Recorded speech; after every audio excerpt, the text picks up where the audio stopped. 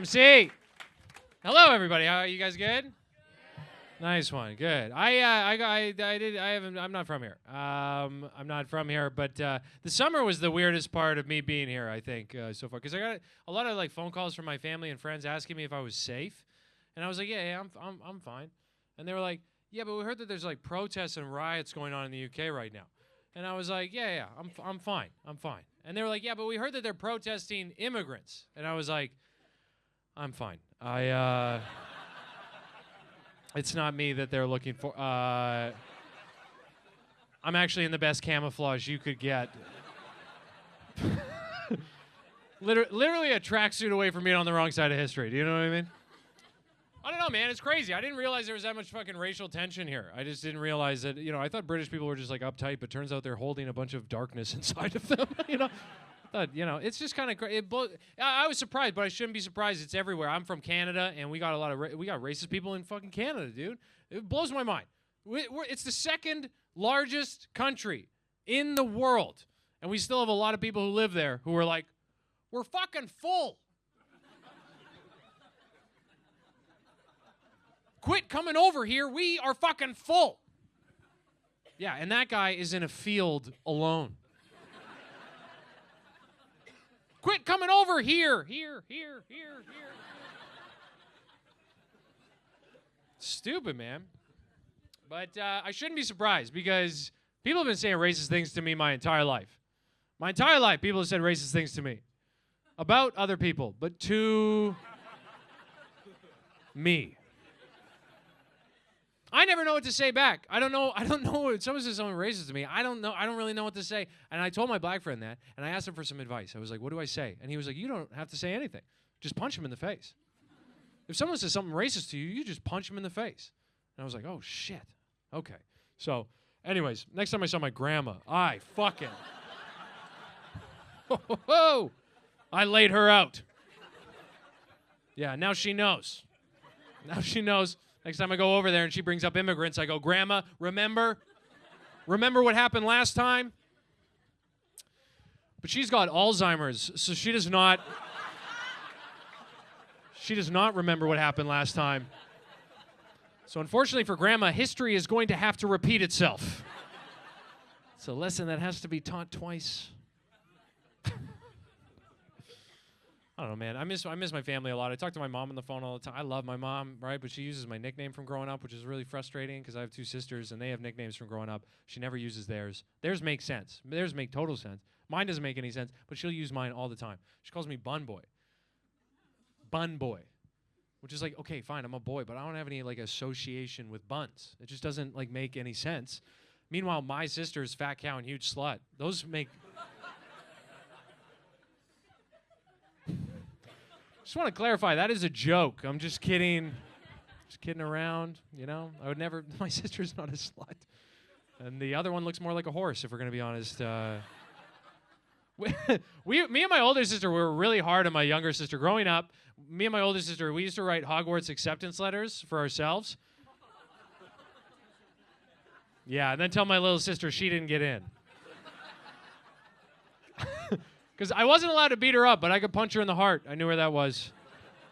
And we used to tell her all the time, maybe when you're our age, you'll get a letter in the mail. Sure enough, a few years goes by, she does get a letter in the mail. Spoiler alert, my mom wrote it.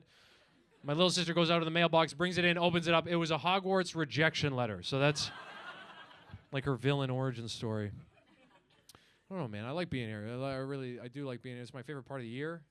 The winter. I love the winter here.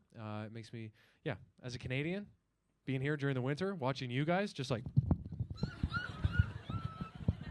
It's fucking freezing.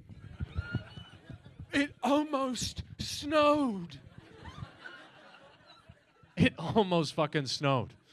All winter, that's all I hear is British people being like, it almost snowed. It might snow. It almost snowed. It might You know what I never saw? Fucking snow. Not one time. Never have I seen snow. And the news, all winter is the exact same thing. It's like, the news is it might snow. If you watch the news in the UK during the winter, it's just, it might snow. And there's so many wars that are happening. And they give them almost zero coverage. They'll do 13 seconds on the genocide in Palestine. And they'll do 38 minutes of a guy pointing at the top of a map being like, it might snow! Right might snow. All night long. It might snow. It might snow.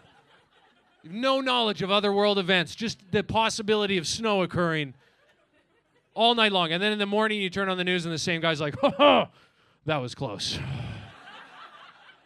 Almost snowed. Makes me laugh because my hometown in Canada last January was minus 50. 50, yeah, 50. Minus 50 Celsius. And sometimes, I'm from Edmonton, Alberta. It is true. And sometimes people ask me, they're like, what do you do when it's minus 50 Celsius? You stay inside. Yeah, it's not a riddle. Follow your instincts, or you're not going to make it very long. If you want to survive at minus 50, you got to keep your car running, because if your car turns off at minus 50, wherever you are, that is where you are now. You're there. I know some people in Canada who at the beginning of winter, they turn their car on, and they do not turn it off until winter's over. And I know some people from my hometown in Canada who at the beginning of winter, they turn their car on in their garage, and then they just sit in there until everything is over.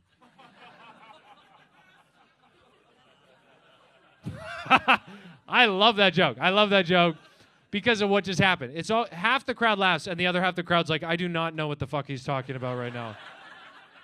And then the half that laughed get to have this moment for them and for their suicide. He's talking about suicide. He's talking about carbon monoxide poisoning. I got to be careful doing that joke here in London, though, because there's just different sensibilities here in London. I noticed that. I did that joke at another club here, and this British dude talked to me after the show. He was like, you got to stop, man. Please stop. Please stop telling that joke. At least in London, please stop telling that joke. And I was like, why? You guys don't kill yourselves here?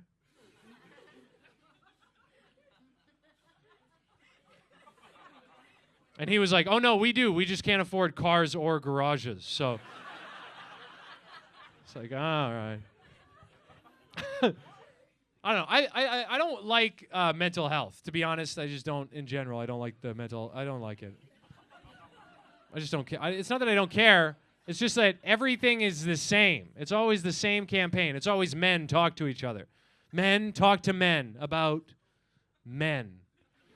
And I feel like that campaign was written by women.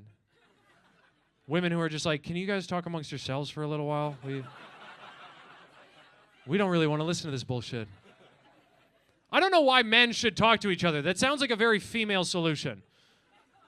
Why? Men aren't good listeners. Why would you expect them to be able to discuss mental health issues to a resolution with each other? It's just a very female solution, which doesn't mean it's a bad solution. It works, but for women, right? Because when women talk to each other, good things happen. You guys form book clubs, community leagues. When men talk to each other, they form terrorist organizations. Men should not be talking to each other.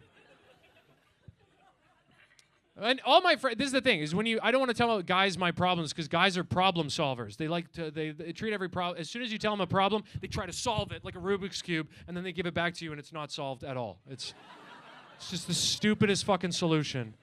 I told my friend, I went to his house and I told him I was having some dark thoughts, and he interrupted me and he was like, yeah, man, whenever I have dark thoughts, what I do is I just whistle. I was like, what? He's like, yeah, anytime I think about jumping off a bridge or killing myself, I whistle. And then instead of thinking about that, I'm just whistling a song I like. Yeah. And then his kid walked into the room and my friend started whistling. And I was like, uh-oh. Then the kid started whistling. I was like, I gotta get the fuck out of here. I don't know. I gotta go soon, but I'll tell you, I'm happy I live with a woman. I live with my girlfriend. We've been together for 6 years, and yeah. I love her. I want to spend the rest of my life with her. I would love to marry her. I'm not going to, but I would really, really love to. It's too expensive. I can't afford that. A wedding ring, get the fuck out of here. So I got a vibrator, and that, so I feel like good. Any other couples in here use a vibrator? Fuck me, Jesus Christ, okay. My friends always make fun of me. They always say I'm less of a man because I use a vibrator with my girlfriend. They're always like, it's not a very manly thing to do, use a vibrator with your girlfriend. I think it's the manliest thing you can do. Outsource a job. Are you kidding me? It's 2024.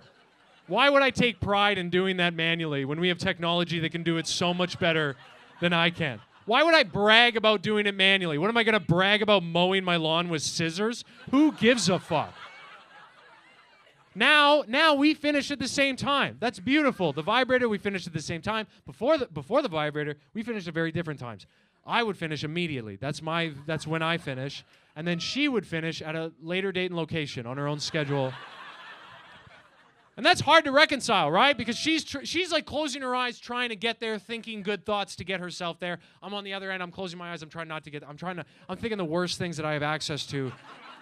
I'm thinking about my grandma falling down the stairs and breaking her neck so I don't finish.